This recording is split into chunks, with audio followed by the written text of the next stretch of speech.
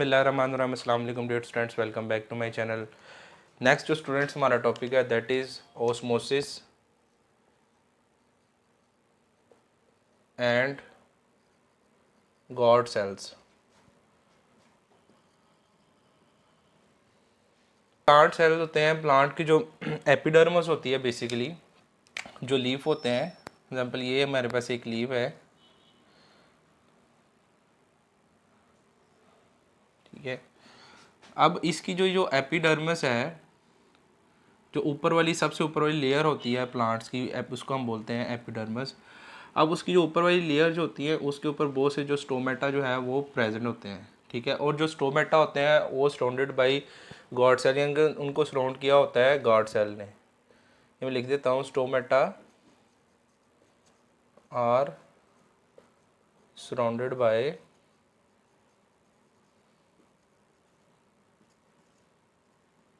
God cells, ठीक है।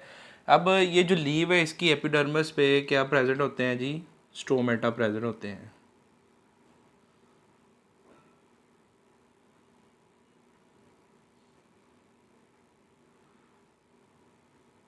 अब ये जो स्टोमेटा है ये सराउंडेड बाय गॉड सेल्स होते हैं, यानी कि स्टोमेटा की ओपनिंग और क्लोजिंग इन गॉड सेल्स के ऊपर जो है वो डिपेंड करती है। यही गॉड सेल स्टोमेटा को ओपन करते हैं और यही गॉड सेल जो है इनको क्लोज करते हैं।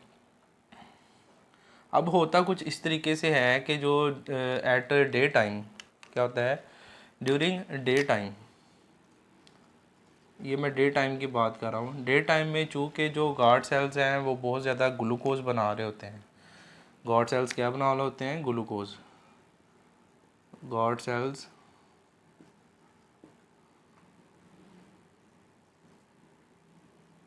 Making glucose during day time, ठीक है। यानी कि डे टाइम में गॉड सेल्स जो हैं वो ग्लूकोज बनाते हैं। जब वो ग्लूकोज बनाते हैं तो ग्लूकोज की कंसनट्रेशन जो है वो इधर बहुत ज़्यादा हो जाती है। क्या हो जाती है? ग्लूकोज की कंसनट्रेशन जो है वो हाई हो जाती है और इस तरीके से ये हाइपरटोनिक हो जाते हैं। क्या हो जाते हैं?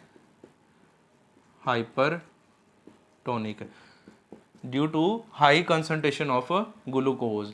अब आपने ऑस्मोसिस का मैकेनिज्म जहन में लेके आना है कि जहाँ पे जब वाटर जो है वो लो कंसनट्रेशन से हाई कंसनट्रेशन की तरफ जो है वो मूव करता है, तो जो इसके सराउंडिंग सेल्स होंगे, जो एपिडर्मिस के, जो स्टोमेटा के जो सराउंडिंग सेल्स होंगे, उनसे जो वाटर है वो वाटर जो है H2O वो मूव करके इन गॉड सेल के अंदर एंटर हो जाएगा। सराउंडिंग से जो वाटर है वो क्यों मूव कर रहा है? क्योंकि यहाँ पे जो कंसनट्रेशन है ग्लूकोज की वो क्या हो गई है? हाई हो गई है, ज़्यादा हो गई है। तो सराउंडिंग सेल से वाटर जो है वो निकल के इन गार्ड सेल्स में आ जाएगा, जिसकी वजह से जो गार्ड सेल्स हैं ये क्या हो जाएंगे? स्वेल कर जाएंगे, ठीक है। और ये बिकम रिजिड हो जाएंगे। क्या हो जाएंगे? रिजिड हो जाएंगे, बॉड शेप हो जाएंगे, बोर्ड शेप में आ जाएंगे। और इस तरीके से इनके दरमियान में एक पोर क्रिएट हो जाएगा, जिसकी वजह से ये जो स्टोमेटा है ये ओपन हो जाएंगे, ठीक है। अ पोर इज क्रिएटेड, ठीक है। अब आपने मैकेनिज्म समझ लेना है कि क्या होता है कि ड्यूरिंग डे टाइम जो गॉड सेल्स हैं वो बहुत ज़्यादा क्वांटिटी में ग्लूकोज जो है वो बना रहे होते हैं, जिसकी वजह से इधर जो कंसनट्रेशन है वो ज़्यादा हो जाती है और इन्वायरमेंट इधर की जो है वो हाइपरटोनिक हो जाती है।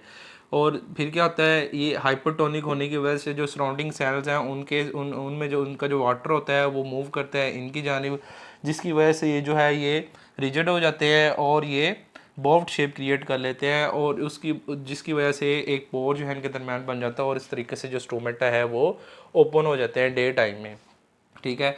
अब अगर हम बात करें नाइट की, ठीक है, एट नाइट, रात के वक्त जो है ये प्रोसेस रिवर्स होगा। किस तरीके से? रात के वक्त कुछ इस तरीके से प्रोसेस रिवर्स होगा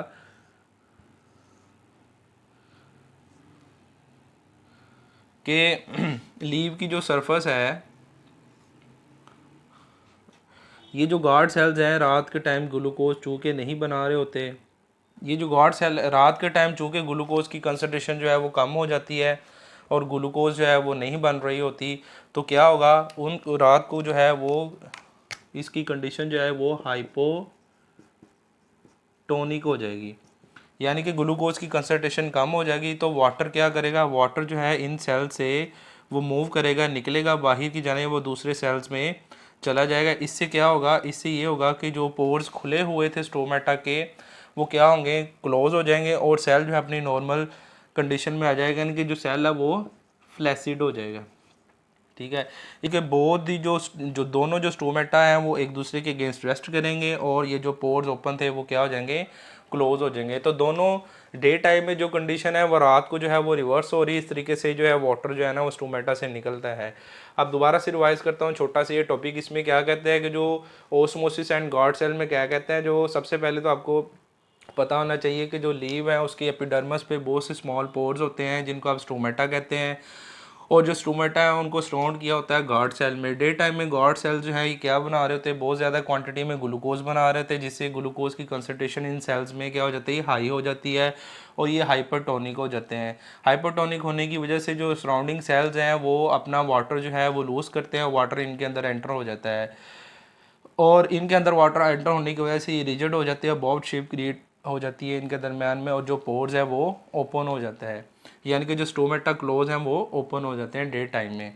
रात के टाइम अगर हम देखें तो जो ग्लूकोज है उसकी कंसनट्रेशन नहीं हो रही होती। दिन के टाइम क्यों ग्लूकोज से ज़्यादा मकदार में प्रोड्यूस होता है, क्योंकि आपको पता है डे टाइम में सनलाइट की प्रेजेंस की वजह से फोटोसिंथेसिस का जो प्रोसेस है वो हो रहता है, उसमें ग्लूकोज बन रही होती है। रात के टाइम चूँकि सन प्रेजेंट नहीं होता, सनलाइट नहीं होती, ग्लूकोज का प्रोसेस नहीं हो रहा होता है, ग्लूकोज की प्रोडक्शन का यानी कि जो फोटोसिंथेसिस का प्रोसेस है, तो ये जो गार्ड सेल्स हैं ग्लूकोज की प्रोडक्शन को बंद कर देते हैं, रोक देते हैं। इससे क्या होता है, इनकी जो इन्वायरमेंट है वो हाइपोटोनिक हो जाती है।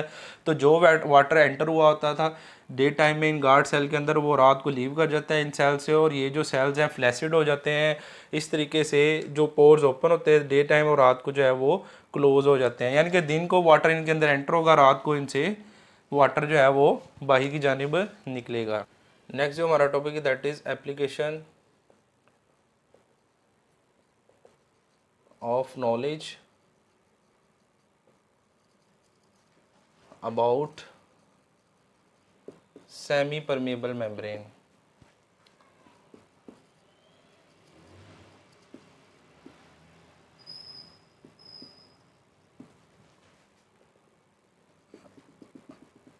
अब जो सेमी परमेबल मेम्ब्रेन का तो आपको पता है कि ये मेम्ब्रेन जो होती है ये सेमी परमेबल इसलिए है क्योंकि ये जो कुछ मॉलिक्यूल्स को ये गुजरने देती है जो इसको रिक्वायर्ड होते हैं, और जो लार्ज साइज मॉलिक्यूल हैं जो इसको रिक्वायर्ड नहीं थे वो उनको जो है वो एंटर नहीं होने देती, इसलिए इसको सेमी परमेबल मेम्ब्रेन कहते हैं। अब ये जो इसका जो नॉलेज है वो डिफरेंट कह लेंगे पर्पस में यूज़ हो रहा है। अब देखते हैं इसका जो नॉलेज है ये कहाँ कहाँ पे यूज़ हो रहा है। सबसे पहले तो जो इसका नॉलेज है आर्टिफिशियली सिंथेसाइज जो सेमी परमेबल मेम्ब्रेन है, artificial synthesise semi permeable membrane जो है ये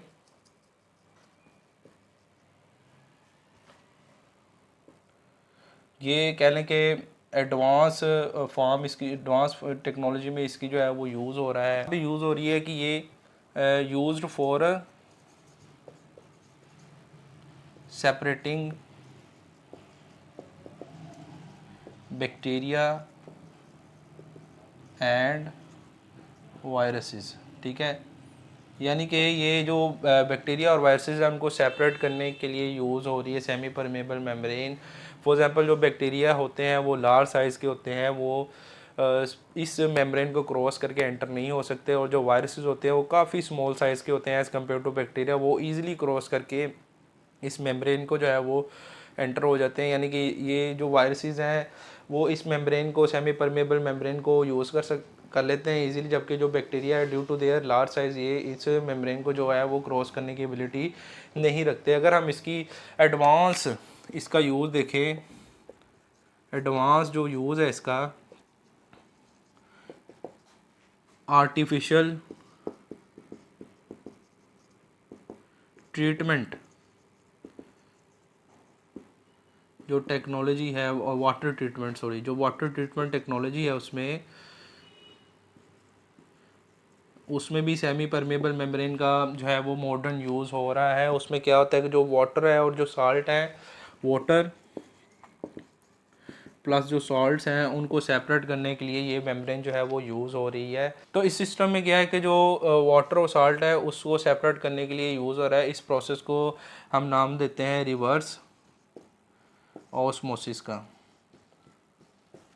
ठीक है, इसको हम क्या नाम देते हैं, रिवर्स ऑस्मोसिस का। तो ये जो इसकी एप्लीकेशंस हैं जहाँ पे ये सेमी परमेबल मेम्ब्रेन यूज़ हो रही, दो इंपॉर्टेंट जगहों का जिक्र किया गया है। सबसे पहले जो artificially synthesise semi permeable membrane है, ये बैक्टीरिया और वायरस को सेपरेट वगैरह करने के लिए यूज़ हो रही है। यानी कुछ बैक्टीरिया है लार्ज साइज होने की वजह से इस मेम्ब्रेन को क्रॉस नहीं करते, और जो वायरसेस है वो इजीली क्रॉस करके वो इस मेम्ब्रेन के एंटर हो जाते हैं due to their very small size. इसके अलावा एडवांस जो यूज़ हो रहा है वो आर्टिफिशियल वाटर ट्रीटमेंट टेक्नोलॉजी में वाटर और साल्ट को सेपरेट करने के लिए जो ये जो सेमी परमेबल मेम्ब्रेन है इसका यूज़ हो रहा है, और इस प्रोसेस को हम बोलते हैं रिवर्स ऑस्मोसिस।